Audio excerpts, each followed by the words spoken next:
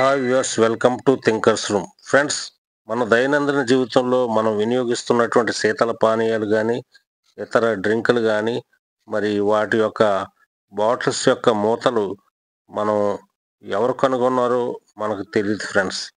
ఇప్పుడు మనం ఈ వీడియోలో మనం తెలుసుకుందాం ఫ్రెండ్స్. బాల్టిమోర్కు చెందినటువంటి విలియం పెయింటర్ అనేటువంటి ఒక ఆయన 1892కు ముందే ఈ బాటిల్ క్రౌన్ క్యాప్ను కనుగొన్నాడు.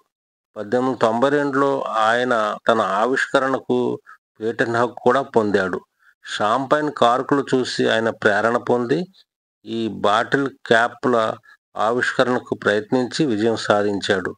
విలియం పెయింటర్ యొక్క బాటిల్ క్యాప్ ఎంత విజయం సాధించిందంటే 1898లో ఆయన స్థాపించిన crown cork and seal company నేటికి అమెరికాలో నడుస్తూనే ఉంది మరియు ప్రపంచంలోనే అతిపెద్ద బాటిల్ క్యాప్ల తయారీదారులో ఒకటైంది.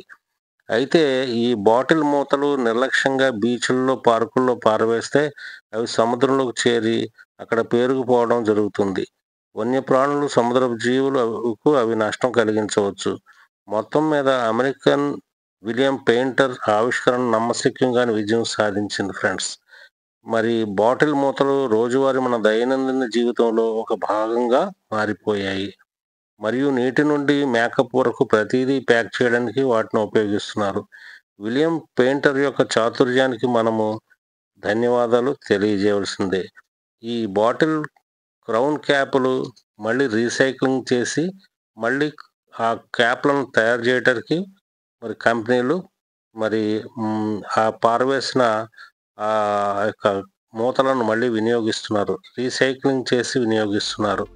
ఫ్రెండ్స్, మరి నేడు మనం తాగుతున్నటువంటి, సేవిస్తున్నటువంటి యొక్క శీతల పానీయాలు కానీ, ఇతర పానీయాలు కానీ, వాటి యొక్క బాటిల్ యొక్క మూతల గురించి మనము ఆలోచన చేసినట్లయితే యొక్క విలియం పెయింటర్ యొక్క ఇంజనీరింగ్ ప్రతిభ అందులో కనిపిస్తుంది.